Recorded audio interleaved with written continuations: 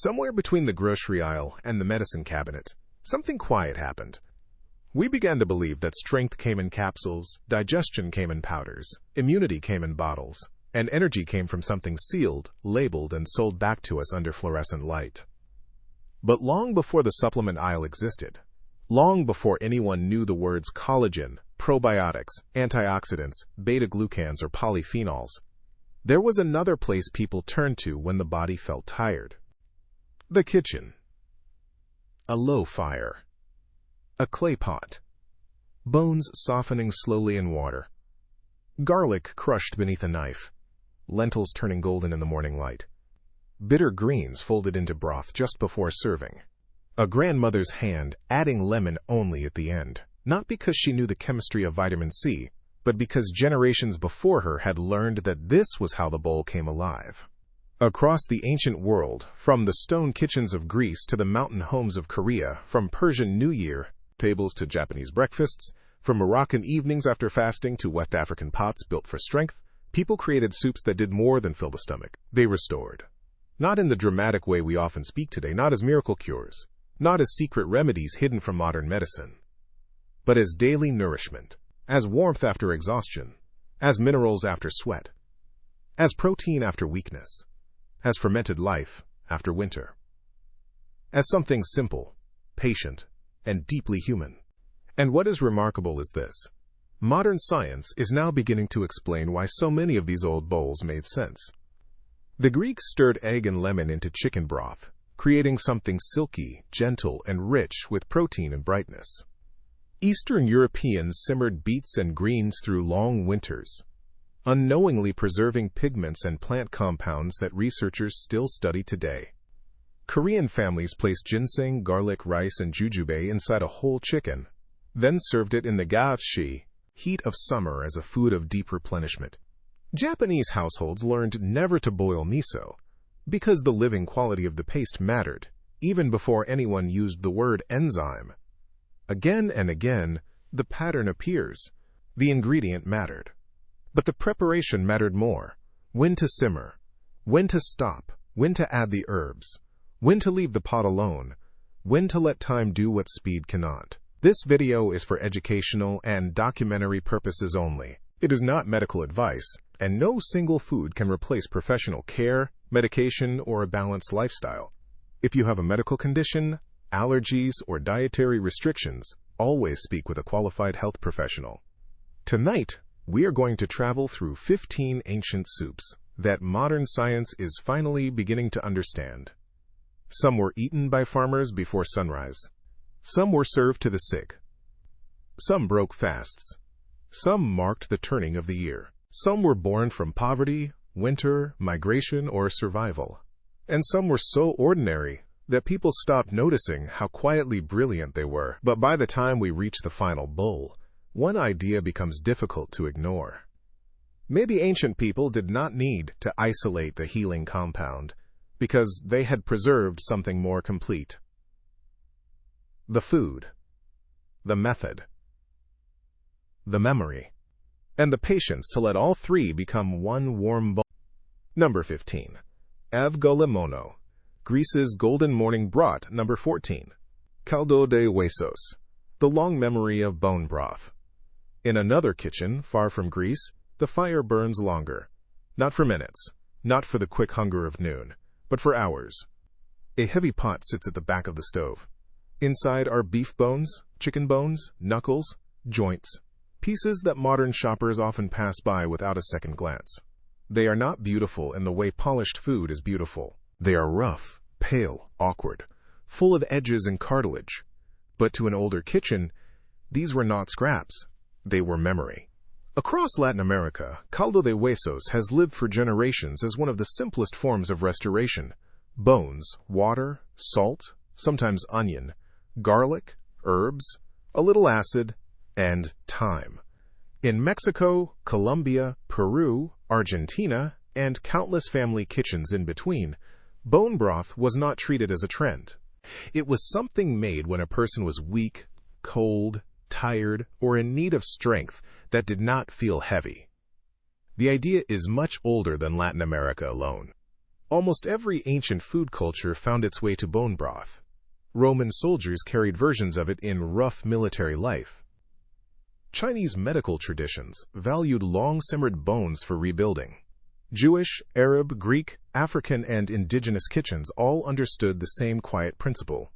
When an animal was used, nothing should be wasted, and the hardest parts often gave the deepest nourishment if treated with patience.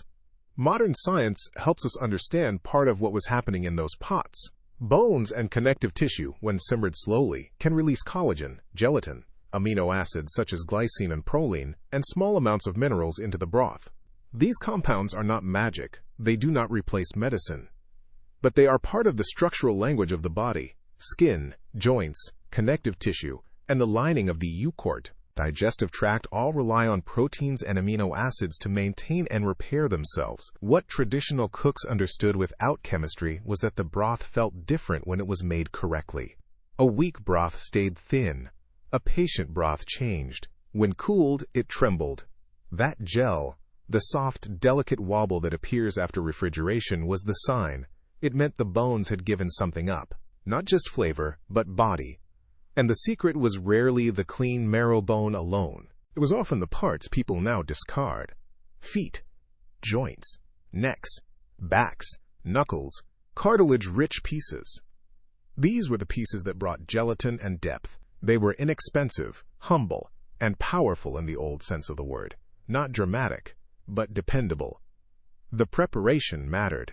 The bones were often placed in cold water first. A little vinegar or another mild acid might be added, not enough to make the broth sharp, just enough to help draw from what was hard and mineralized. Then the pot was brought up slowly, not boiled violently, simmered. A rolling boil can make broth cloudy, greasy, and harsh. A low simmer lets it clear, deepen, and slowly gather itself. For chicken, this might mean 6 hours. For beef, 12 or more. In some homes, the pot began in the evening and finished the next day, filling the house with a smell that felt less like cooking and more like shelter. There is something almost spiritual about that kind of time. The modern world often wants extraction without waiting. We want the compound, the benefit, the result.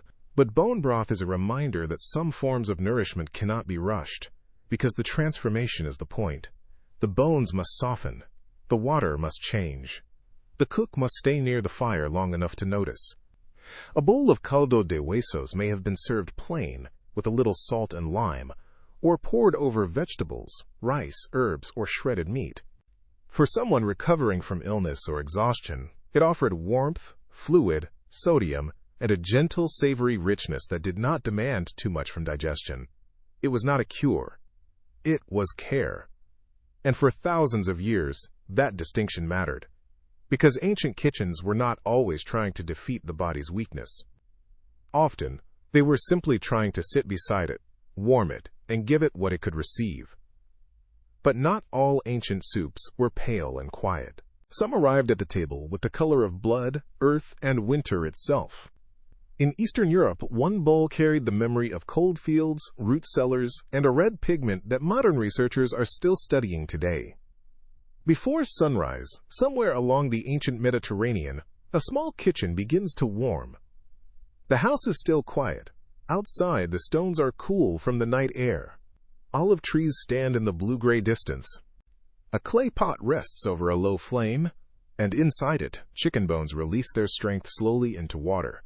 There is no machine humming on the counter, no printed label, no measuring app, just broth, eggs, lemon, and the memory of hands that have made this same bowl for generations. This is Avgolemono, a Greek soup so simple that it almost disappears when described. Chicken broth, eggs, lemon, sometimes rice, sometimes a little orzo, sometimes nothing more than the golden liquid itself. But simplicity can be deceptive. In the ancient Mediterranean world, broth was not just a way to use what remained from an animal. It was a way to make nourishment gentle. Meat could be hard to chew, heavy to digest, expensive to waste. But when bones, skin, and small pieces of meat were simmered slowly, they gave the water something the body could receive more easily. For someone tired, feverish, or recovering from a long journey, this mattered. The Greeks inherited a world where food and health were deeply connected. Hippocratic medicine, later Byzantine physicians, and ordinary family kitchens all shared a basic idea. The body was not separate from what it received each day. Warmth, moisture, rest, and simple food were part of the rhythm of care. And then came the lemon. Bright, sharp, almost sunlit, lemon entered Mediterranean cooking through long trade routes, and over time it became one of the defining flavors of Greek food. In Avgolemono, it does something beautiful. It cuts through the richness of the egg and broth, making the soup feel lighter, cleaner, more awake. Modern nutrition gives us a few possible explanations for why this bowl endured. The eggs provide complete protein, meaning they contain all the essential amino acids the human body cannot make on its own. The broth provides fluid, minerals, and a soft vehicle for nourishment. The lemon contributes vitamin C and acidity, which can brighten flavor and may support the absorption of certain nutrients from the meal. But the real brilliance is not any single ingredient. It is the texture. When made properly, Avgolemono is not boiled after the eggs are added. The eggs are tempered gently. A little warm broth is whisked into them first, slowly, patiently, so they do not scramble. Then that mixture returns to the pot and turns the broth silky. This small act of patience changes everything. Too much heat, and the soup breaks. Enough gentleness, and the bowl becomes smooth, pale gold, almost like morning light turned into food. There is a lesson inside that technique. Ancient cooking often understood what modern life forgets. The body does not always need intensity.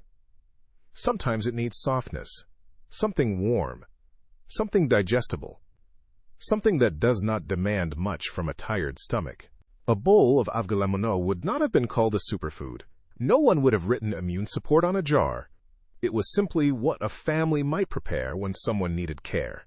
A little broth, a little egg, a little lemon, and enough time to keep the flame low. But Greece was not the only place where people learned to draw strength from a pot of bones.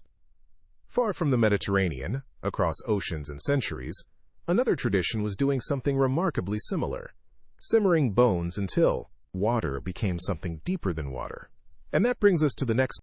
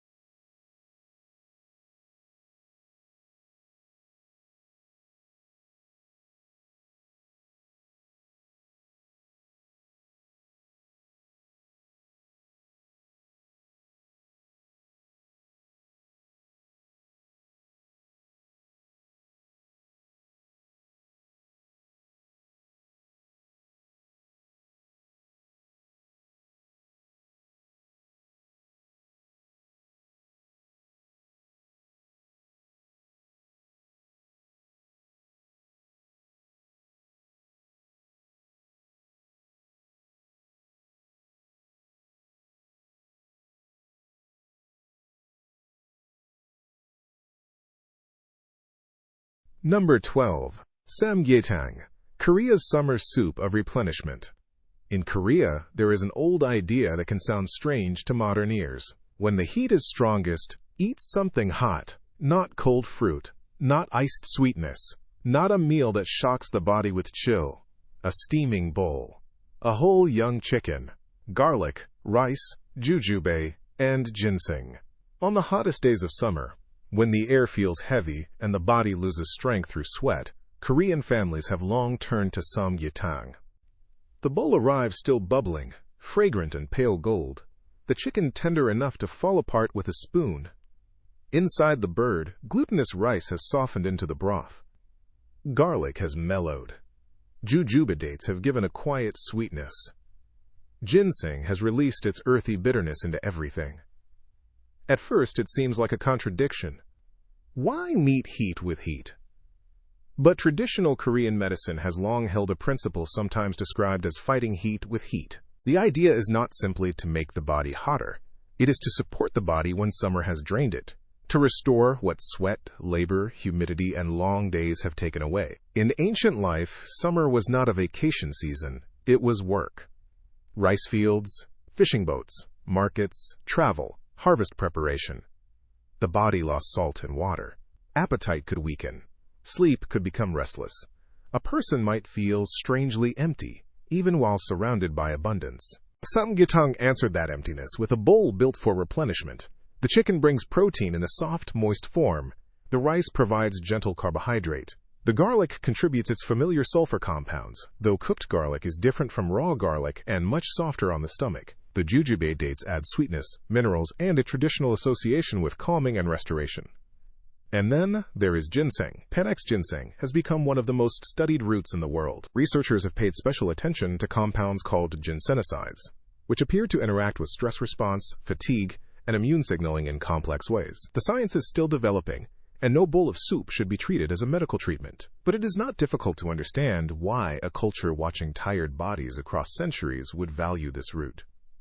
Ginseng does not taste like candy. It tastes like earth, slightly bitter, woody, deep, and that bitterness matters. Many ancient foods associated with strength or recovery are not sweet at first. They ask the body to pay attention. In samgyetang, the bitterness of ginseng is softened by chicken fat, rice starch, and jujube sweetness until it becomes part of the broth structure, not a flavor sitting on top. The preparation is almost ceremonial in its simplicity.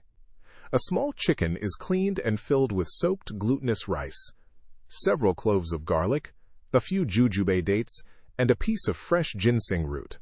The bird is placed in a pot and covered with water.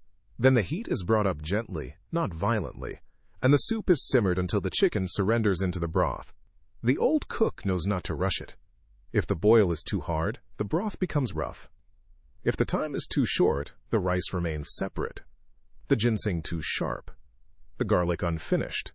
But when the simmer is steady, everything begins to merge. The rice thickens the liquid. The chicken softens. The dates open. The garlic turns sweet. The ginseng moves quietly through the pot. What arrives at the table is not a complicated dish. It is almost austere. A whole chicken in broth. Salt on the side. Scallions. Maybe a little pepper. The person eating adjusts each spoonful slowly. There is a kind of respect in that. The soup is not over-seasoned for you. It waits for you to meet it. In the biblical story of Elijah in the wilderness, the exhausted prophet is not given a feast. He is given food, water, and rest, then food again. The message is simple and physical. Sometimes the journey is too great for the strength you have left. Samgyetang carries a similar wisdom, though from a different world. It says that depletion is real, that heat can weaken. That recovery may require warmth, protein, minerals, bitterness, softness, and time. It says the body sometimes needs to be rebuilt quietly, not shocked awake. This is why the bowl has lasted, not because it promises miracles, but because it honors fatigue. It treats tiredness not as failure, but as something to be answered with care. And once we understand that, the next soup begins to make sense as well. Because in Morocco, after a long day with no food or water, families gather at sunset around another bowl designed for return. A soup of lentils, chickpeas, tomatoes, herbs, spices, and lemon, built to bring the body gently back from fasting. Number 11. Harira, Morocco's sunset soup. After fasting at sunset in Morocco, the day changes all at once. The streets soften. The light turns amber against white walls. The smell of warm bread, dates, herbs, and simmering tomato broth moves through the air. After long hours without food or water, families gather. The table is not loud at first. There is a quietness before the first spoonful, a shared awareness that the body is returning from emptiness. And often, at the center of that return, there is harira. Harira is not just soup. It is a threshold. For generations, Moroccan families have served it during Ramadan to break the daily fast. It is warm, fragrant, and deeply practical. Tomatoes, lentils, chickpeas, onion, celery, herbs, sometimes lamb or chicken, sometimes only legumes with ginger, turmeric, cinnamon, black pepper, and lemon added in a rhythm every household knows slightly differently. After fasting, the body is not asking for excess. It is asking to be brought back carefully. A day without food and water can leave a person low on fluid, salt, and easy energy. Digestion has been quiet.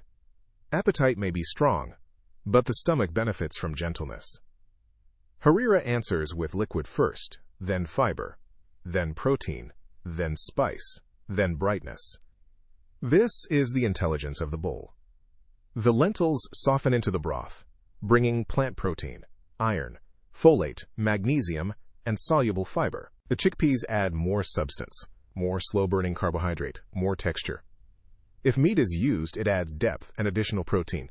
Tomatoes bring acidity and color. Fresh herbs wake the soup at the end. And then, there are the spices. Ginger gives warmth. Turmeric gives earth and gold. Cinnamon brings sweetness without sugar. Black pepper sharpens the whole bowl, and in modern research has drawn interest, because piperine may help increase the bioavailability of curcumin, the best-known compound in turmeric. This does not turn harira into medicine, but it does show something beautiful. Traditional flavor pairings often make nutritional sense when science looks at them more closely. The lemon matters too. A squeeze of fresh lemon at the end brightens the soup, but it also brings vitamin C. In a meal built around lentils and chickpeas, vitamin C can support the absorption of non-heme iron, the form of iron found in plant foods. The old cook did not need to name ferric or ferrous iron. She only needed to know that without lemon, the soup tasted unfinished. Taste remembered what chemistry would later explain. The preparation has its own patience. The chickpeas are soaked until they are ready to soften. The lentils are rinsed. The onions and celery begin the base. Tomatoes melt down with spices until the pot becomes red and fragrant. Then the legumes enter. The soup thickens slowly, sometimes with a little flour mixed into water, sometimes through the natural breakdown of lentils. But the final moments are the most important. Fresh cilantro and parsley go in late, while their green brightness is still alive. Lemon comes after the heat has softened, because vitamin C is delicate. The soup is not meant to be aggressive. It should feel warming, not punishing. Spiced, not fiery. Filling, but not heavy. A bowl of harira teaches an old lesson about return. When the body has gone without, the answer is not always to overwhelm it. The answer may be to reintroduce life in stages: water, salt, warmth, fiber, protein, acid, and rest. This is why harira has survived not merely as a recipe, but as a ritual. Every sunset bowl says the same thing without words. You were empty. Now come back slowly. And that rhythm, emptiness, patience, return, appears in many ancient food traditions. In Persia, another soup was tied not to sunset after fasting, but to the turning of the year itself. A bowl crowded with beans, noodles, fermented whey, fried mint, turmeric, and so many herbs that the herbs are not garnish at all. They are the heart of the dish. Number 10. Ash Reshte, Persia's New Year bowl of herbs. In Persia, the New Year does not begin in darkness. It begins with spring, with green shoots pushing through soil, with windows opened after winter, with tables arranged carefully, symbol by symbol, as if the household itself is being invited to wake again. Nowruz, the Persian New Year, is one of the oldest living celebrations on earth. It marks not only a date on the calendar, but a turning of the world. Cold toward warmth, stillness toward movement, old heaviness toward renewal. And somewhere in that season of return, there is a pot of ash reshte. At first glance, it is almost too crowded to explain. Beans, lentils, chickpeas, noodles, spinach, parsley, cilantro, dill, fenugreek leaves, turmeric, fried onions, dried mint, kash, a fermented dairy whey, drizzled pale and tangy over the surface. It is not a delicate soup. It is abundant, thick, green, earthy, sour, savory, fragrant. A bowl that feels less like one food and more like a whole garden folded into broth. And that may be exactly the point. In many modern kitchens, herbs are treated like decoration. A little parsley at the end. A few leaves for color. Something to make the plate look alive. But in ash reshte, herbs are not decoration. They are the architecture. Large bundles of greens are washed, chopped, and stirred into the pot until they become part of the soup's body. Spinach brings softness and minerals. Parsley brings brightness. Cilantro brings its sharp green lift. Dill gives an almost grassy sweetness. Fenugreek leaves bring bitterness, depth, and a long tradition of use in Persian, Indian, and Middle Eastern cooking. Modern science has become increasingly interested in herbs not because they are magical, but because they are chemically dense. Many contain polyphenols, volatile oils, minerals, fiber, and plant compounds that may support digestion and overall health when they are part of a varied diet. Fenugreek, in particular, contains soluble fiber and compounds researchers have studied for their possible relationship with blood sugar response and metabolic health. But again, the old bowl does not isolate, it combines. The legumes provide substance, chickpeas, beans, lentils. Together they bring fiber, plant protein, and slow-burning carbohydrates. The noodles add comfort and symbolism. In some traditions, the long strands are associated with life's path, the threads of the year ahead, the wish that one may find their way through what is coming. Then comes kashk. Kashk is fermented, tangy, salty, and deeply old. Made from dairy, it carries sourness, protein, minerals, and, when traditionally prepared and handled, the memory of fermentation. It changes the whole bowl. Without it, ash reshte is hearty. With it, the soup becomes alive with contrast, green and white, earthy and sour, thick and sharp. Fermentation appears again and again in ancient food cultures because it solved several problems at once. It preserved food. It transformed flavor. It made certain nutrients more available. And it brought microbial life into the diet long before anyone could see a microbe. The preparation of ash reshte is slow but not complicated. The beans are soaked and cooked until tender. The onions are fried until golden and sweet. Turmeric stains the oil. Lentils soften into the broth. Noodles enter near the end, thickening everything. Then the mountain of herbs is added late enough to keep some of its green force, but long enough to become part of the soup. This timing matters. If the herbs are boiled endlessly, their brightness fades. Their volatile aromas weaken. The soup becomes heavy and dull. But when they are added with attention, they release themselves without disappearing.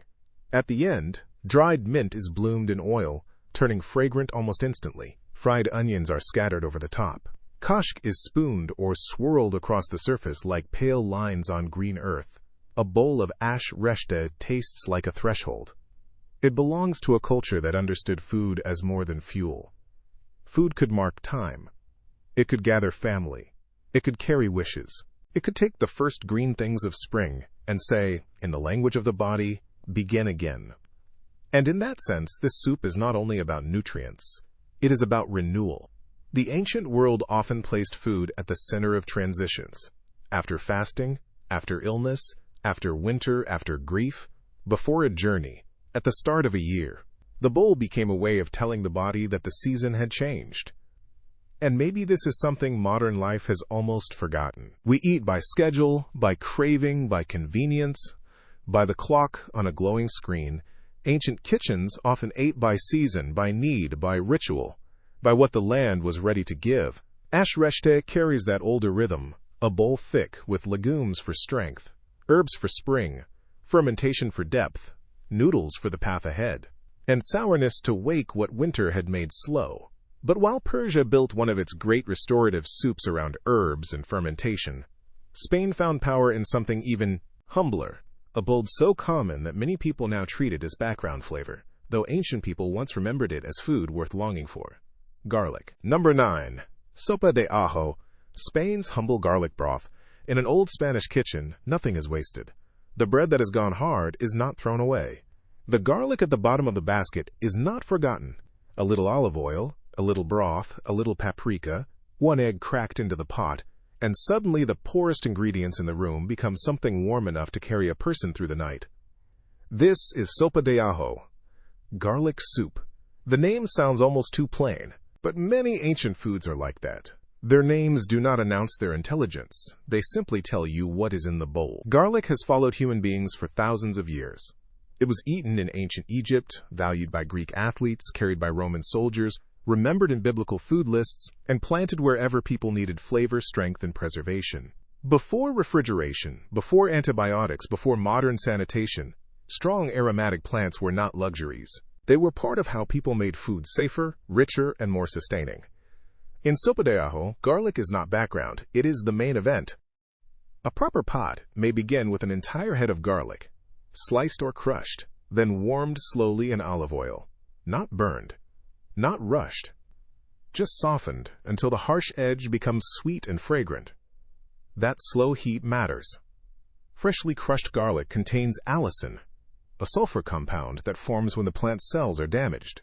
Allicin itself is fragile and changes quickly, especially with heat, but as garlic cooks, it forms other organosulfur compounds that researchers continue to study for their possible antimicrobial, cardiovascular, and anti-inflammatory properties. This does not mean garlic soup treats illness. It means the old affection for garlic was not random. The plant had depth, and the Spanish way of preparing it showed patience. If garlic is burned, it turns bitter. If it is barely warmed, it can be sharp and aggressive. But when it is held gently in olive oil, the flavor opens. The oil becomes infused. The whole kitchen changes. Then comes paprika. In Spain, paprika is more than color. It brings smoke, warmth, and the red memory of peppers dried under the sun. But paprika can burn quickly, so the cook often pulls the pan away from direct heat before stirring it in. Another small act of protection. Another quiet rule passed from hand to hand. Then broth is added. Chicken broth, vegetable broth, or simply water in poorer times. The torn stale bread goes in next. At first it floats, rough and dry. Then it softens, thickens, and gives body to the soup. What was hard becomes tender. What was nearly discarded becomes the very thing that makes the bowl satisfying. This is one of the oldest forms of kitchen wisdom, transformation before waste. Finally, an egg is cracked directly into the simmering broth. It poaches gently, the white turning soft and cloud-like, the yolk warming but still rich. In one motion, the soup gains complete protein, texture, and a kind of quiet luxury. The final bowl is rustic. Golden red broth, soft bread, sweet garlic, olive oil shining on the surface, an egg resting in the center like a small moon. It is not elegant in the polished sense. It is elegant because it solves many problems at once. It uses old bread. It stretches a little broth. It delivers warmth, fat, protein, and aromatic compounds. It can be made quickly, but still asks for care. And it reminds us that healing traditions were often born not from abundance, but from limitation. People did not always create restorative foods because they had everything. Sometimes they created them because they had almost nothing, and almost nothing had to be treated with respect. Sopa de ajo is that kind of food. A soup of poverty, a soup of winter, a soup of garlic, oil, bread, and attention. In the modern world, we often separate comfort from function. We imagine one food as emotional and another as nutritional. Ancient kitchens did not divide them so neatly. A bowl could comfort because it nourished. It could nourish because it comforted. And perhaps that is why garlic soup survived. Not because it promised a cure, but because on a cold night, with stale bread and a few cloves of garlic, it could make a home feel less empty. Still, Garlic was only one of the ancient aromatics that families trusted. Across the ocean, in the Philippines, another soup built its strength from ginger, green papaya, chicken, and leaves so nutrient-dense that some communities treated the tree almost like a living pantry. The next bowl is tinola. Number 8. Tinola. The Philippine ginger soup of leaves and light in the Philippines. The rain can arrive suddenly. One moment, the air is bright and heavy. The next, the sky opens, the road darkens, and the smell of wet earth rises from the ground. Inside the house, someone lights the stove. Ginger is sliced thick. Chicken is placed into the pot. Green papaya is cut into pale cubes. And near the end, just before the soup is finished, a handful of soft green leaves is added. The leaves wilt almost instantly. This is tinola, a clear chicken soup with ginger, green papaya, and malunggay, also known as moringa leaves. It is one of those dishes that feels gentle before anyone explains why. The broth is light, the ginger is warming, the papaya is soft. The leaves float like something gathered from the edge of a garden. Tinola is often associated with home care, a bowl for rainy days, a bowl for someone tired, a bowl for mothers after childbirth, a bowl for children, elders, and anyone whose body needs warmth without heaviness. It does not look powerful. That is part of its beauty. Many ancient and traditional foods do not announce themselves with intensity. They work quietly, through repetition, through balance, through ingredients that generations learn to trust. The first thing you notice in tinola is the ginger. Fresh ginger is not just flavor. It is heat, but not the heat of chili. It is a clean warmth that seems to move through the broth. Modern research has studied ginger compounds, such as gingerols and shogaols, for their relationship with nausea, digestion, and inflammatory pathways. The evidence is strongest in certain areas, such as nausea support, though, as always, food should not be treated as a replacement for medical care. Still, it is easy to understand why families reached for ginger when the stomach felt unsettled or the body felt cold from rain. In tinola, the ginger is usually sautéed first, often with garlic and onion, until the kitchen fills with a smell that is sharp, warm, and familiar. Then chicken is added, and the broth begins. As the pot simmers, the ginger softens. Its fire becomes rounder. It no longer bites. It comforts.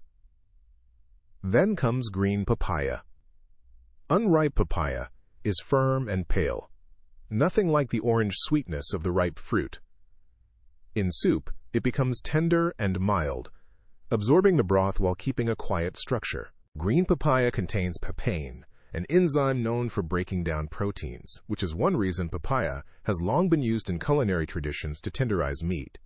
In the body, enzymes from food are handled in complex ways, and we should be careful not to overstate their effects. But symbolically and practically, green papaya makes sense in a chicken soup. It softens, it lightens, it helps the bowl feel easy. And then, near the end, the moringa leaves. This is the moment that matters. Moringa is sometimes called a miracle tree, though that phrase can be too dramatic. A better description might be this: a deeply useful tree.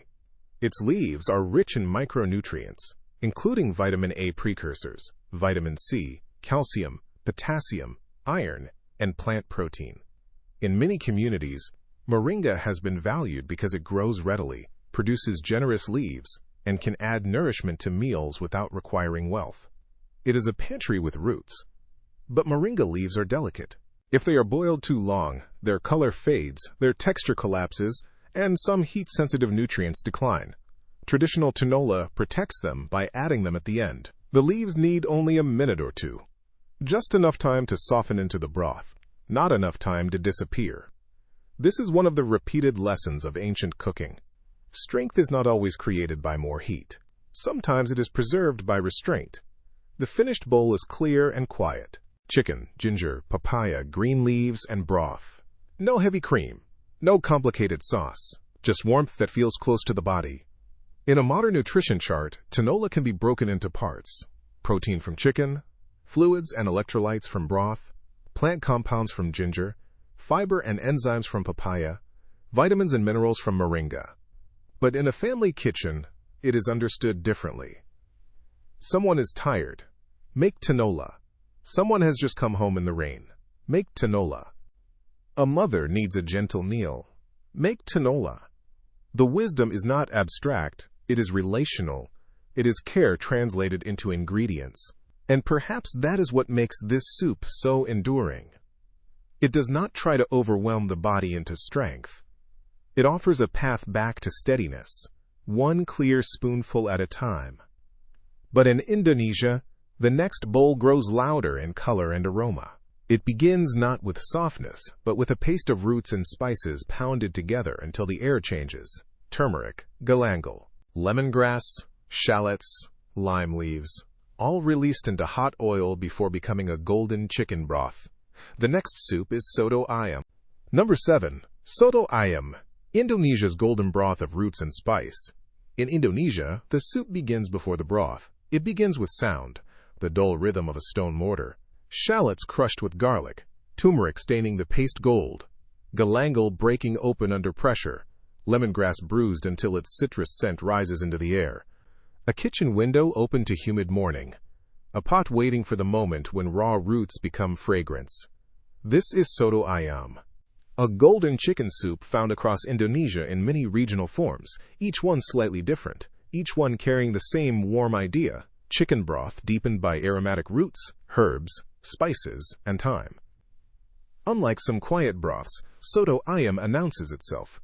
It is yellow from turmeric, bright with lime, lifted by lemongrass, deepened by galangal, often served with shredded chicken, rice cakes or noodles, boiled egg, herbs, fried shallots, and sometimes sambal on the side.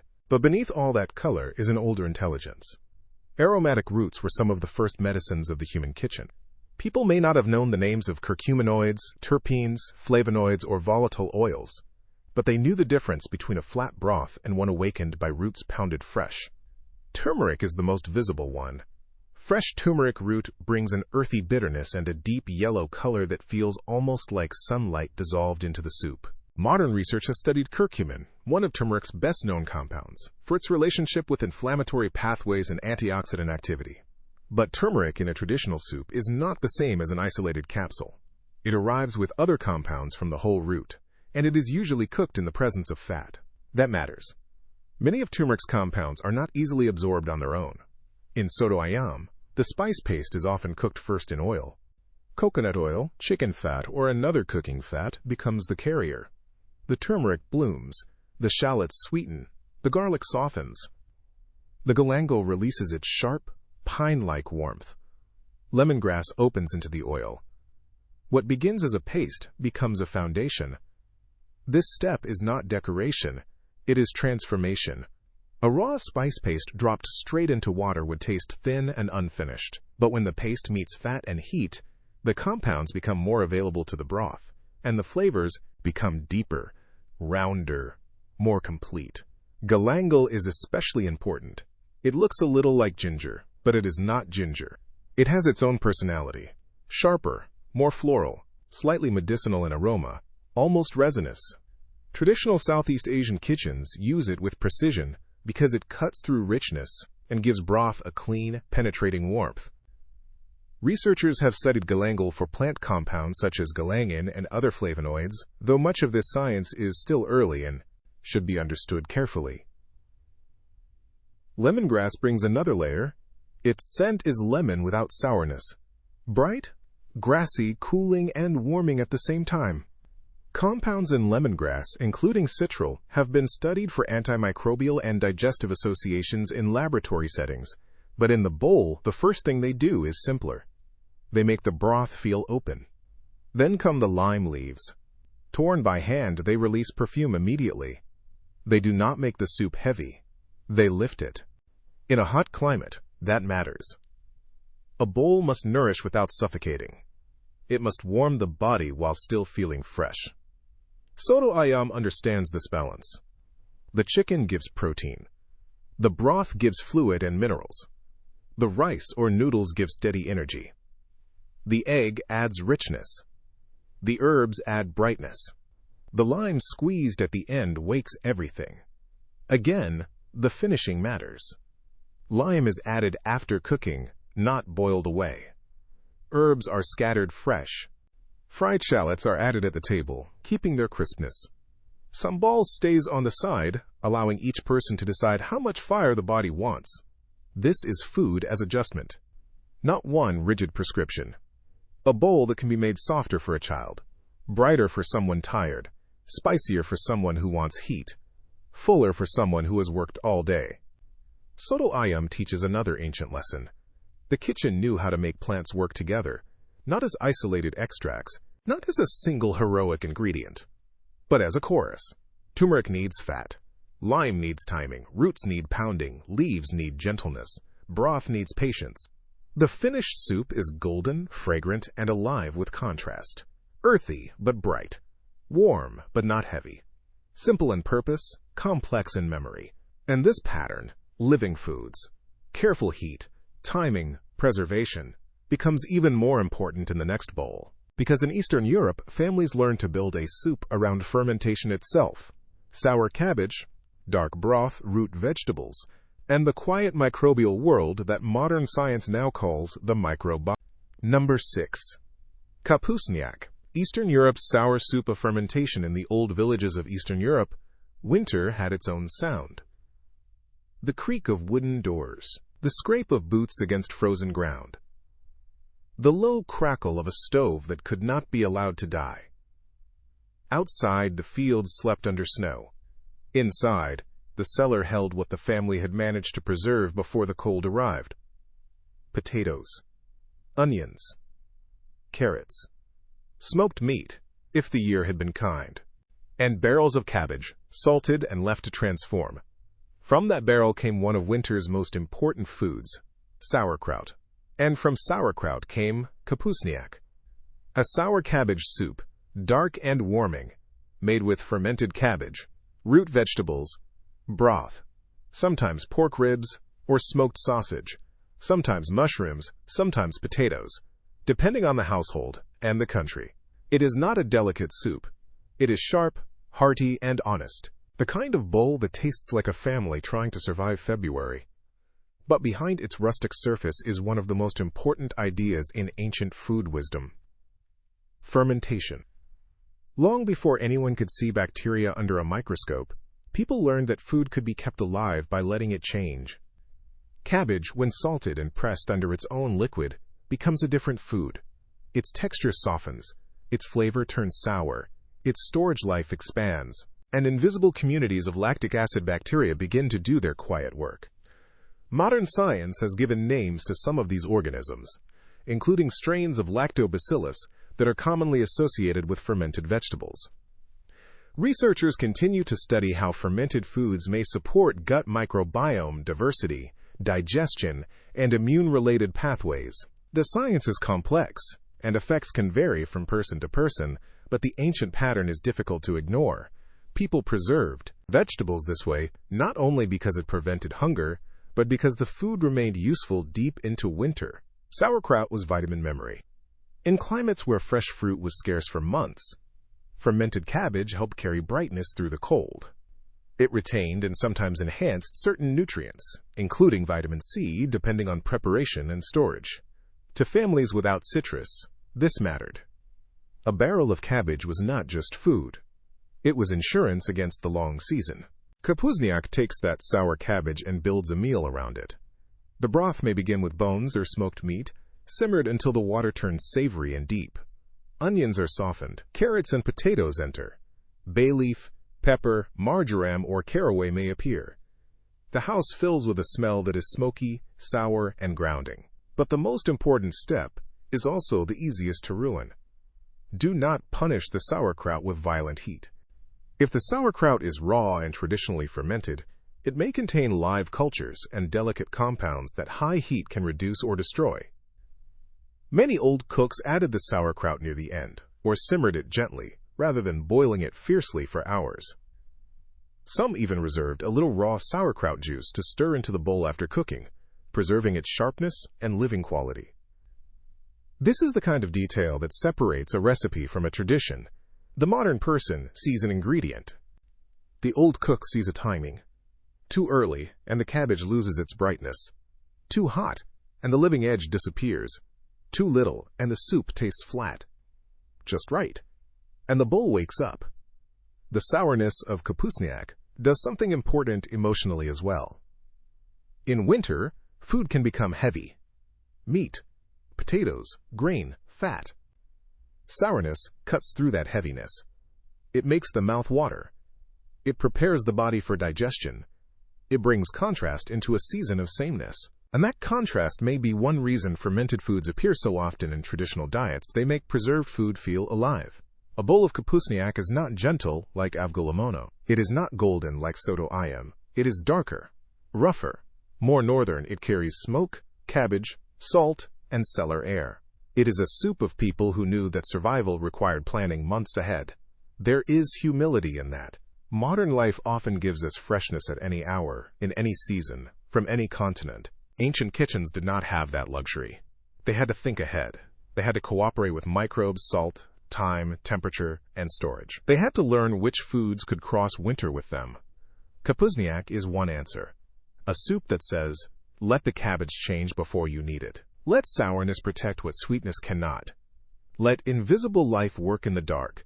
And when the cold comes, open the barrel. The next soup takes us from the sour cellars of Eastern Europe to the Atlantic edge of Portugal, where a very different kind of bowl grew from potatoes, olive oil, and dark green leaves cut so finely they look like ribbons floating through the broth.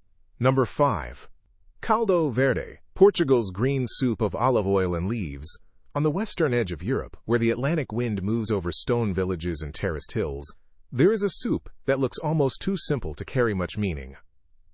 Potatoes, water, olive oil, a little onion or garlic, dark green leaves cut into thin ribbons, sometimes a few slices of chorico for smoke and depth.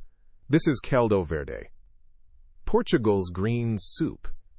It is the kind of food that does not try to impress you at first. It arrives in a bowl, pale gold from the potatoes, shining with olive oil, streaked with long threads of green. It is eaten at family tables, festivals, late suppers, village gatherings, and quiet nights when the body wants something warm but not heavy. But like many old soups, its intelligence is hidden in its restraint. The base begins with potatoes simmered until soft, then crushed into the broth until the liquid becomes creamy without cream. This matters. The potatoes give body, comfort, and slow energy. They thicken the soup in a way that feels gentle, not rich. The broth becomes smooth enough to carry the greens, but light enough that the greens remain the center. Then comes olive oil. In Mediterranean food traditions, olive oil is not just fat. It is landscape. It is the memory of groves, stone presses, harvest seasons, and hands stained from fruit. For thousands of years, it has been one of the great carriers of flavor and nourishment in southern Europe. Modern nutrition has studied extra virgin olive oil for its monounsaturated fats and plant compounds such as polyphenols. These compounds are often discussed in relation to heart-conscious eating patterns, especially within Mediterranean-style diets. But in Caldo Verde, olive oil also performs a simpler and very practical role. It helps the body receive what the greens are carrying. Dark leafy vegetables contain fat-soluble nutrients, including vitamin K and carotenoids that are better absorbed when eaten with dietary fat. A bowl of greens without fat may look virtuous, but the old Portuguese bowl understood something more complete. Leaves and oil belong together. Then come the greens. Traditionally, Caldo Verde is made with couve galega, a Portuguese cabbage or kale-like greens, sliced extremely thin. This slicing is one of the secrets of the soup. The leaves are not chopped into heavy pieces. They are rolled and cut into fine ribbons, almost like green threads. At first, this may seem purely aesthetic. It is not. Thin slicing changes the way the leaf behaves in the broth. More surface area meets the heat. The greens soften quickly without needing to be boiled to death. Their color stays bright. Their texture remains alive. Their flavor spreads through the soup without becoming muddy. This is another example of ancient technique carrying quiet intelligence. The old cook did not need to say surface area. She only needed to know that the soup was better when the leaves were cut this way. Dark greens, such as kale and related cabbages, contain fiber, minerals, vitamin K, and sulfur-containing compounds called glucosinolates. Researchers study some of these compounds because, after being broken down, they can form biologically active molecules such as isothiocyanates. The science is careful and ongoing, especially around long-term dietary patterns, but the larger lesson is simple.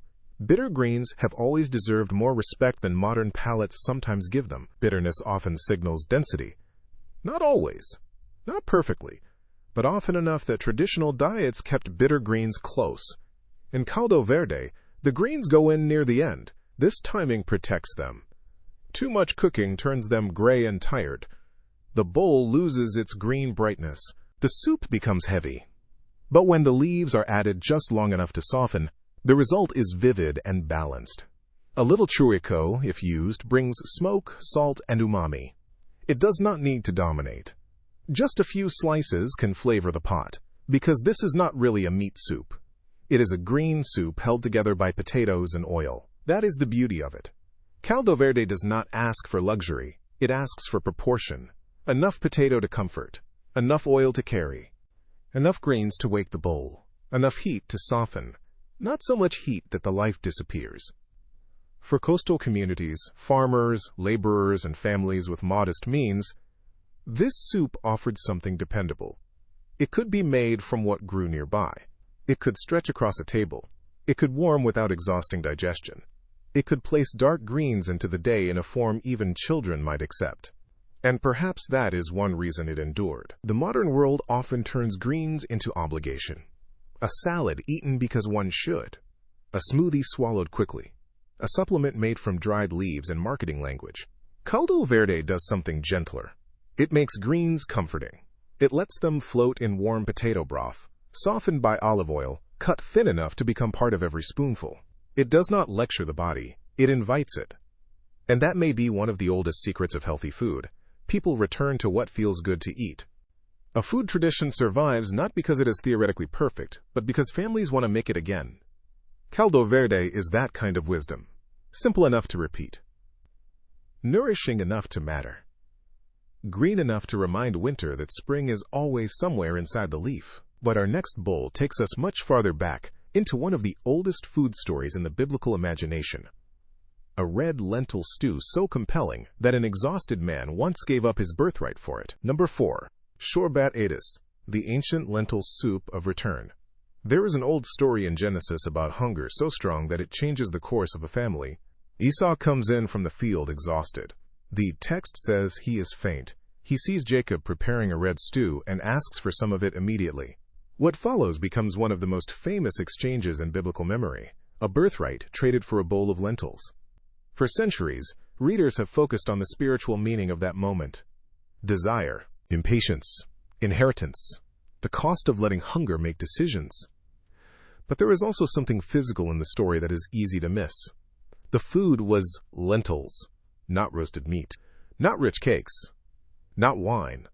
A red stew, a fast-cooking, earthy, protein-rich bowl made from one of the oldest cultivated foods in the human story. Lentils have been feeding people across the Middle East for thousands of years. They grew in dry places. They stored well. They cooked faster than many other legumes. They could become a meal with little more than water, salt, onion, and fire. For a tired person returning from labor, this mattered. You did not need to wait half a day. You could make something warm, filling, and nourishing before the weakness became unbearable. Shorbat Adis, the yellow or red lentil soup eaten across the Arab world, carries that ancient logic forward. From the Levant to Iraq, from Egypt to the Gulf, versions of this soup appear in homes where the ingredients are humble but the result is deeply comforting. Red or yellow lentils soften quickly. As they cook, they almost dissolve, thickening the broth into something smooth without cream, flour, or heavy fat. Onion gives sweetness. Cumin gives warmth. Turmeric gives color. Sometimes carrot or tomato enters the pot. At the end, lemon and olive oil finish the bowl. Again, the final touch is not decoration. It is part of the wisdom. Lentils contain plant protein, fiber, iron, folate, magnesium, and slow-digesting carbohydrates. They are practical food for real bodies, bodies that work, sweat, travel, fast, recover, and begin again.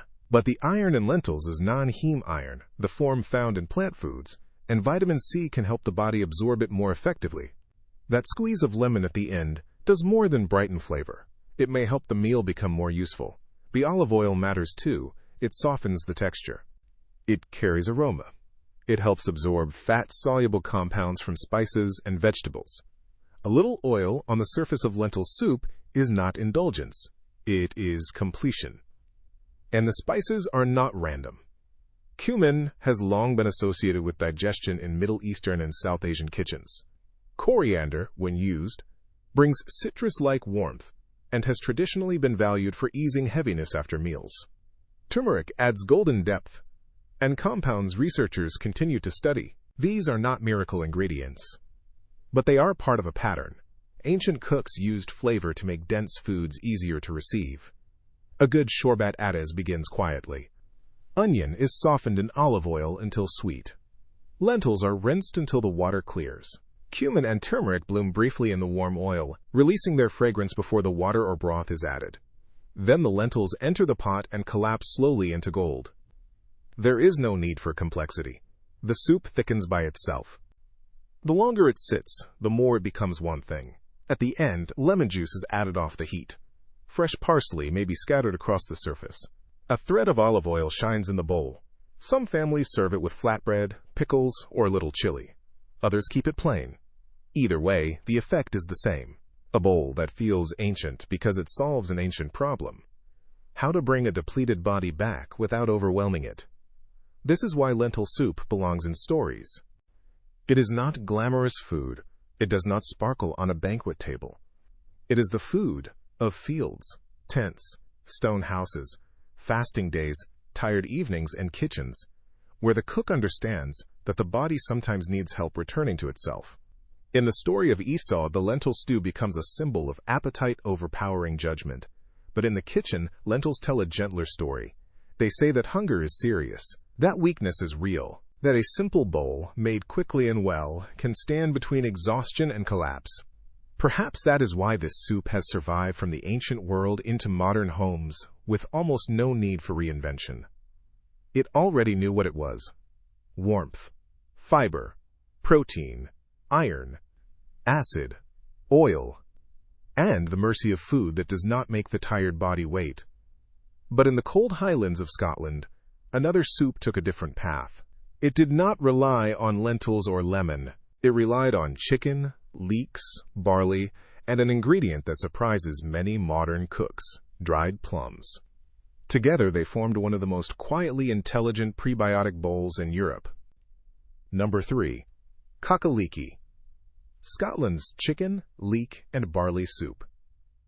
In the Scottish Highlands, winter could make the world feel very small. The road disappeared under snow. The wind moved across the hills like something alive. A cottage might glow from a single hearth, while outside, the land became stone, frost, and darkness. In a place like that, food had to be practical. It had to warm, it had to stretch, it had to use what the household had saved. And from that kind of necessity came cock-a-leekie, one of Scotland's oldest and most beloved soups. At its heart, cock-a-leekie is simple: chicken, leeks, broth, sometimes barley, and often prunes. To modern ears, the prunes can sound strange. Sweet dried plums in a savory chicken soup. But old recipes often preserve ideas that make sense only when we stop judging them by modern habits. The chicken gives the broth its body, the leeks give sweetness and depth, the barley thickens slowly. The prunes soften into the background, adding a dark fruit note and a gentle effect on digestion that many traditional cooks understood through experience. This was not restaurant food. It was survival food made graceful. Leeks belong to the same broad plant family as onions and garlic. They are milder, sweeter, and almost silky when cooked down. Modern nutrition recognizes leeks as a source of fiber, including prebiotic fibers that can feed beneficial bacteria in the gut. They also contain plant compounds such as flavonoids, which researchers continue to study in relation to inflammation and long-term health. But in the old Scottish kitchen, the leek was valued because it was dependable. It could grow in difficult conditions. It could sit in the pot without demanding attention. It could turn plain broth into something fragrant and soft. Then comes barley. Barley is one of the ancient grains of the human story. It fed workers, soldiers, farmers, and poor households across Europe and the Near East. In kakaliki, barley does not just add bulk. It releases starch slowly, giving the broth a rounded thickness. It makes the soup more filling without making it heavy. Modern science has paid special attention to barley because it contains beta-glucan, a soluble fiber associated with heart-conscious diets, healthy cholesterol patterns, and steadier post-meal blood sugar response. Again, this does not make a bowl of soup a treatment, but it helps explain why barley was such a valuable food in hard climates. It sustained people, it stayed with them. It made a thin broth feel complete. And then the prunes. Dried plums may seem like the oddest part of the bowl, but they carry their own logic. In a northern winter, fresh fruit was rare. Drying fruit preserved sweetness, minerals, fiber, and a little brightness for months when trees gave nothing. Prunes contain soluble fiber and sorbitol, both known for their gentle relationship with digestive regularity. In the soup, they do not turn the broth into dessert, they melt. They deepen it. They add a shadow of sweetness against the leek and chicken. This is what old cooking did so well. It balanced the body's needs without announcing them. The soup was savory, but not harsh. Filling, but not dense. Sweet, but only in the distance. Soft enough for the sick, strong enough for the working, simple enough for a poor household, memorable enough to become national tradition. To make kakaliki, a whole chicken or chicken bones are simmered gently until the broth turns golden. Barley is added early so it has time to soften and thicken the liquid. Leeks are sliced thick and added later so they become tender without losing themselves entirely. Prunes go in near the end, just long enough to swell and release their dark sweetness. The final bowl is quiet, no bright turmeric, no sharp lemon, no strong garlic. Just chicken, leek, grain, and fruit, held together by a broth made patient. This soup teaches a different kind of wisdom from the others. Not the wisdom of spice, not the wisdom of fermentation, not the wisdom of spring herbs, the wisdom of making enough. Enough warmth for a cold night, enough fiber for a hard diet, enough sweetness to soften hunger, enough broth to share. In modern life, abundance can make us forget how intelligent scarcity once had to be. A kitchen with limited ingredients had to understand them deeply. It had to know which grain stretched a pot, which vegetable sweetened a broth, which dried fruit could wake a winter meal, which bones were still worth simmering. Kakaliki is a record of that knowledge. It is not flashy, it is not exotic to the people who made it. It is simply a bowl that knew how to keep people going when the weather gave them very little. And now our journey moves from the cold north to the warmth and density of West Africa, where another soup was built not for lightness, but for strength. A rich, powerful bowl made from ground seeds, leafy vegetables, palm oil, fish, and meat, designed to rebuild a body that had spent its reserve. Number 2. Egusi Soup. West Africa's bowl of strength in West Africa. Some soups are not designed to be light. They are designed to hold a body up, to rebuild. To satisfy hunger that comes from real labor, long heat, nursing, travel, recovery, and days when the body has given more than it received. Egusi soup is one of those bowls. It is rich, thick, earthy, and powerful. It does not apologize for its density. It is made from ground egusi seeds, often from melon or wild gourd varieties, cooked with leafy vegetables, palm oil, peppers, onions, dried fish, meat, crayfish, or whatever protein a household has available. Across Nigeria and other parts of West Africa, the details change from region to region and family to family, but the heart of the dish remains the same. Seeds, leaves, oil, protein, and heat, brought together into something deeply sustaining. At first, egusi seeds may not look like much. Small, pale, quiet. But once they are dried, sometimes lightly toasted and ground, they become the foundation of a soup that can feed a family with remarkable force. Seeds are concentrated life. Inside them is stored energy for a plant that has not yet begun. Fat, protein, minerals, and structure, all packed into something small enough to hold in the palm. Ancient kitchens understood seeds long before nutrition labels did. They knew that seeds could thicken. They knew seeds could satisfy. They knew that when food was scarce or bodies were depleted, watery broth was not always enough. Modern nutrition helps explain why egusi soup feels so substantial. Egusi seeds provide plant-based fats, protein, and fiber. They contain unsaturated fatty acids, including linoleic and oleic acids, along with minerals that vary depending on the seed and soil. When combined with fish, meat, or seafood, the bowl becomes even more protein-rich. When combined with dark, leafy vegetables such as ugu, bitter leaf, spinach, or other regional greens, it gains fiber, minerals, and bitter plant compounds that balance the richness of the fat. The palm oil matters too. Traditional red palm oil is very different from the highly refined palm fats found in many processed foods. In its less refined form, it carries a deep red-orange color from carotenoids along with vitamin E compounds. It gives egusi soup its color, flavor, and body. More importantly, it helps carry fat-soluble nutrients from the greens and seeds.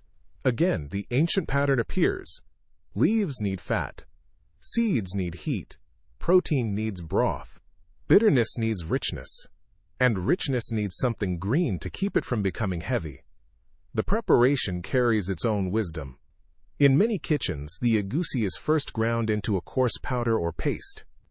Some cooks toast the seeds lightly before grinding, deepening the flavor and making the final soup more fragrant. The onions and peppers are cooked in palm oil until the raw sharpness softens. Tomatoes may be added in some versions. Then the egusi enters, sometimes stirred into the oil to form small curds, sometimes loosened into the broth. The soup thickens as it cooks, becoming almost stew-like. This is not a soup that disappears from the spoon. It sits there. It has weight. Then come the proteins. Dried fish with its ocean depth. Stockfish with its ancient preserved intensity. Goat meat, beef, chicken, crayfish, or smoked fish. Each one adds umami, minerals, salt, and memory. In older food worlds, dried and smoked fish were more than flavorings. They were preservation technologies. They allowed protein to travel through time. Finally, the greens are folded in. This final step matters because the leaves bring balance. Bitter leaf especially does something important. It cuts through the oil and seed richness. It makes the bowl feel complete rather than overwhelming. In many traditional diets, bitterness is not avoided. It is respected. Bitter foods often signal plant complexity, and they teach the palate to accept more than sweetness and salt. Egusi soup is sometimes described by outsiders as heavy, but that word can miss the point.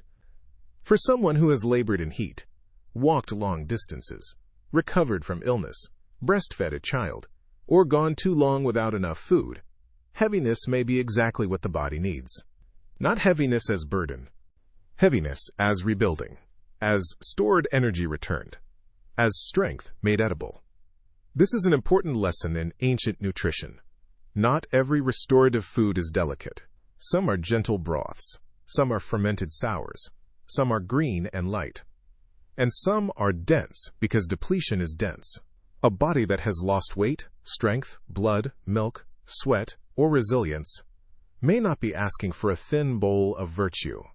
It may be asking for something serious. Egusi soup answers seriously. Seeds for concentrated energy, oil for absorption and calories, fish and meat for protein and minerals, leaves for balance, pepper and aromatics for heat. A pot large enough to feed more than one person. That last detail matters. Many ancient soups were communal by design. They were not optimized for one isolated individual measuring grams in silence. They were cooked in large pots, shared across households, served to elders, children, workers, guests, and mothers. Their nourishment was social as much as biological. A bowl of egusi says, strength is not always light, and food does not need to be minimal to be wise.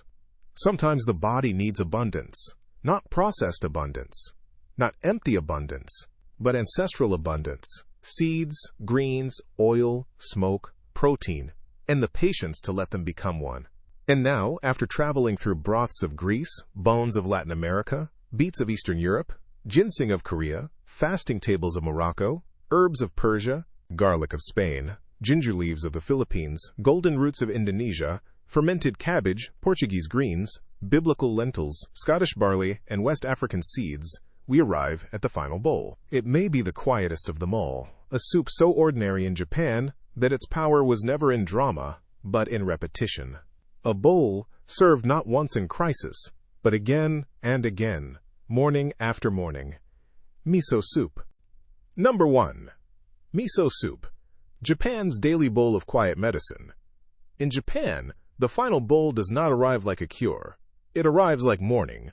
A small lacquer bowl set beside rice, steam rising softly, a scent of seaweed, soy, and smoke, cubes of tofu resting beneath the surface, green onion floating in thin circles, wakame opening in the warm broth like a dark green leaf returning to water. This is miso soup. And part of its power is that it does not look powerful at all. It is ordinary, so ordinary that it can disappear into the background of daily life. For many Japanese families, miso soup has not been reserved only for sickness, fasting, winter, or recovery. It has been part of breakfast, part of lunch, part of the rhythm of the day. That may be the most important thing about it. Some ancient foods were eaten when the body was weak. Miso was eaten before weakness had a chance to speak. The base begins with dashi, a broth that can be made from kombu, a mineral-rich seaweed, and bonito flakes, thin shavings of dried fermented fish. The kombu releases glutamates, the compounds responsible for deep savory flavor. The bonito adds smoke, protein, and ocean depth. Together, they create umami, not just a taste, but a signal of nourishment that makes the mouth prepare for food before the meal has even begun. Then comes miso. Miso paste is made by fermenting soybeans with salt and koji, a culture traditionally grown on rice, barley, or soy. Koji is one of the quiet geniuses of Japanese food. It transforms. It breaks down starches and proteins. It helps create sweetness, depth, aroma, and complexity from simple ingredients. Soybeans by themselves are dense and useful, but fermentation changes their character. It can reduce certain anti-nutritional factors, make flavors deeper, and create a food that is easier to incorporate into daily meals. Miso contains amino acids, minerals, fermentation byproducts, and, when unpasteurized and handled gently, living microorganisms and enzymes. But here is the detail that matters most. Miso should not be boiled. This is one of those small kitchen rules that carries an entire philosophy inside it. If miso paste is dropped into aggressively boiling water, much of its delicate aroma fades, and heat-sensitive enzymes or live cultures may be reduced. The soup may still taste salty and savory, but something subtle has been lost.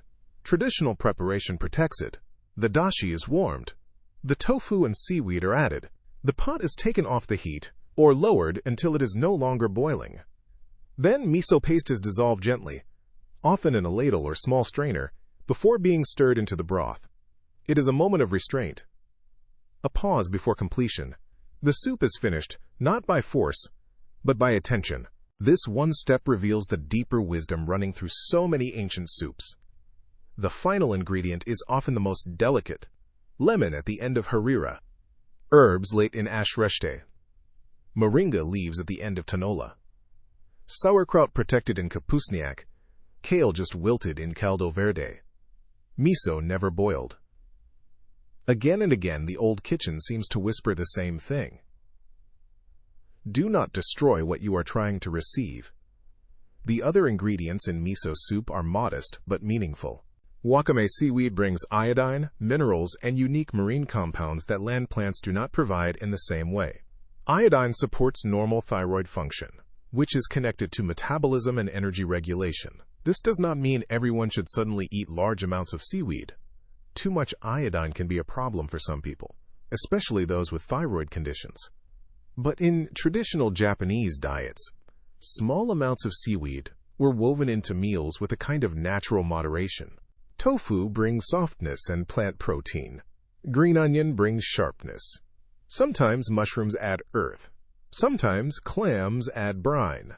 Sometimes daikon, eggplant, potato, or seasonal vegetables change the bowl according to the time of year. That is another reason miso soup endured. It is not one fixed object. It is a framework, a way to receive the season in broth, spring greens, summer eggplant, autumn mushrooms, winter roots. The same bowl, always changing. The same practice, never exactly repeated. Modern science has long been interested in Japanese dietary patterns because of their association with longevity and cardiometabolic health. Miso soup appears often in that broader pattern, alongside fish, rice, seaweed, soy foods, vegetables, tea, and smaller portions eaten with attention. The evidence around any single food is never as simple as a headline suggests. A long life does not come from one bowl. But it is reasonable to ask why certain daily practices appear again and again in cultures known for resilience. Miso soup gives one possible answer. Not because it is dramatic, because it is repeatable. A little fermented food, a little sea vegetable, a little protein, a warm broth. A meal begun gently, day after day. This is the difference between a treatment and a practice. A treatment is something we reach for when something has gone wrong. A practice is something we return to before the crisis, not because it promises control, but because it creates rhythm. Ancient food wisdom was often built from practices. Small things repeated until they shaped a life. A pot simmered instead of a package opened. A leaf added late instead of boiled gray. A fermented paste stirred gently instead of destroyed by haste. A bowl eaten slowly, close to morning light. Miso soup may be the quietest bowl on this list, but perhaps that is why it belongs at number 1. It reminds us that nourishment does not always need to shout. Sometimes it only needs to return. Again, and again, and again. And when we step back from all 15 bowls, from Greece to Japan, from Morocco to Scotland, from the Philippines to West Africa, a pattern begins to appear, one that may be more important than any single ingredient.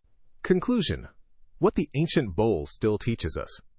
When we look back across these 15 soups, the first thing we notice is their variety. A silky egg and lemon broth from Greece. A long-simmered bone broth from Latin America. A red beet soup from Eastern Europe. A Korean summer bowl built around chicken and ginseng. A Moroccan sunset soup after fasting. A Persian New Year's soup crowded with herbs.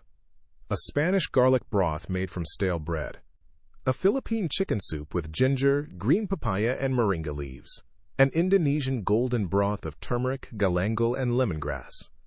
A sour cabbage soup born from fermentation in winter. A Portuguese green soup of potatoes, olive oil, and finely cut leaves. A Middle Eastern lentil soup with lemon and cumin. A Scottish bowl of chicken, leeks, barley, and prunes. A West African soup of seeds, leaves, oil, fish, and strength.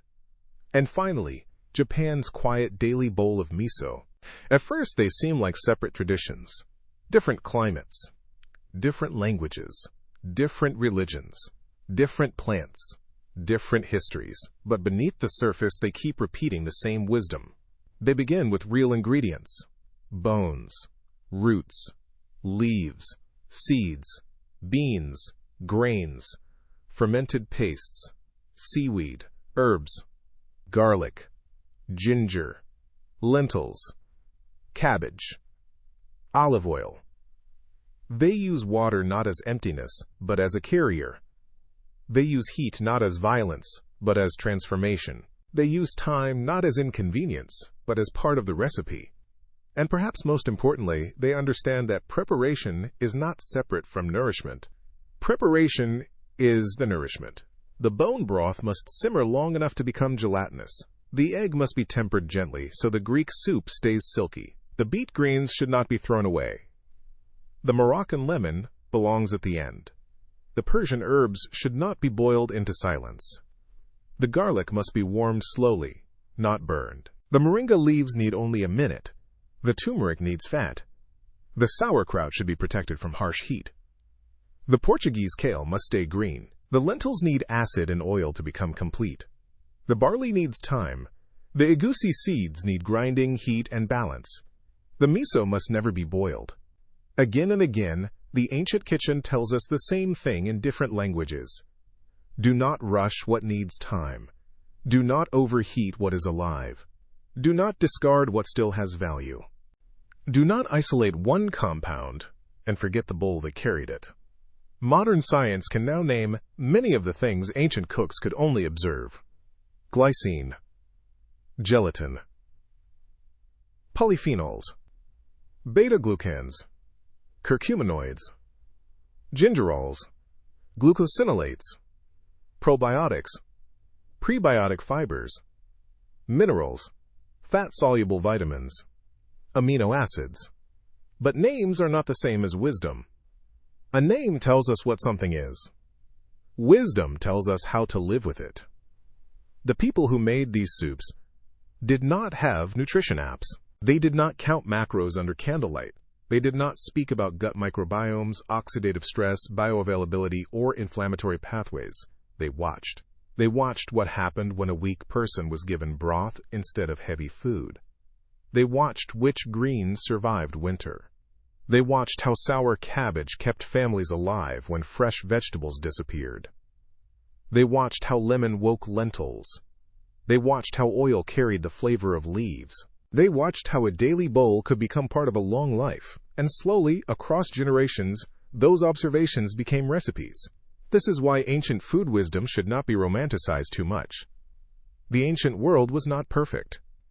It had hunger, disease, hardship, and suffering that modern medicine has helped humanity survive.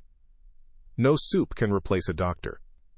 No broth can replace medication when medication is needed.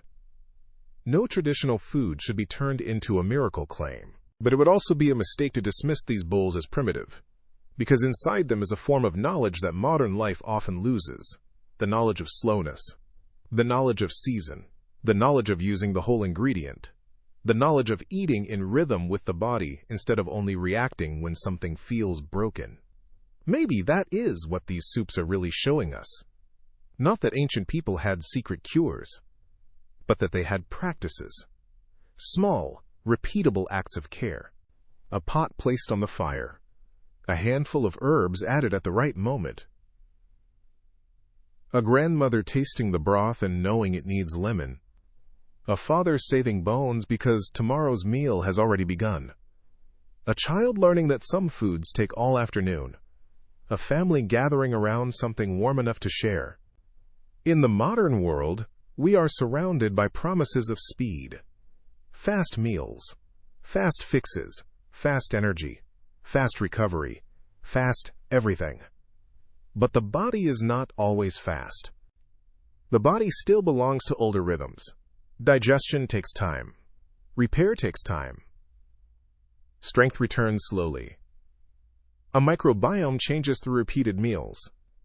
A habit becomes meaningful only when it is lived again and again.